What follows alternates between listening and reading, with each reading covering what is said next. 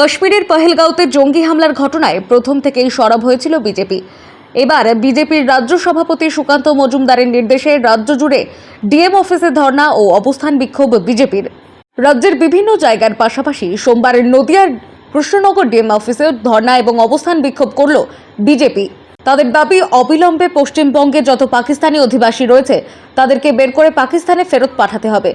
তাই সেই অনুযায়ী সোমবার সারা রাজ্য জুড়ে প্রায় 5 ঘন্টা ডিএম অফিসের সামনে চলে এই কর্মসূচি। পাকিস্তানিদেরকে চিহ্নিতকরণ করে যাতে প্রশাসন তাদেরকে পাকিস্তানে ফেরত পাঠানোর ব্যবস্থা করে, তার জন্য বিজেপির পক্ষ থেকে জেলা শাসকের কাছে একটি স্মারকলিপি জমা দেওয়া হয়। তবে বিজেপির এই ধর্ণা মঞ্চে অংশগ্রহণ করে রানাঘাট লোকসভা কেন্দ্রের বিজেপি সাংসদ জগন্নাথ সরকার।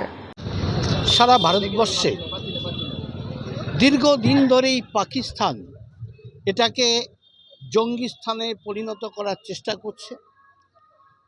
একের পর এক বিস্ফোরণ ঘটিয়েছে। ভারতীয় জনতা পার্টি মোদিজির নেতৃত্বে আসার পর তাদের সেই বিস্ফোরণের জঙ্গি কার্যকলাপের দাঁত অনেকটাই ভেঙে দিতে সফল হওয়াতে তারা অতর্কিতে কাশ্মীরের 370 ধারার পর যে শান্তির পরিবেশ ফিরে এসেছিল, যেভাবে পরিকল্পিতভাবে পাকিস্তান সেখানকার জঙ্গি পাঠিয়ে হিন্দুদের বেছে বেছে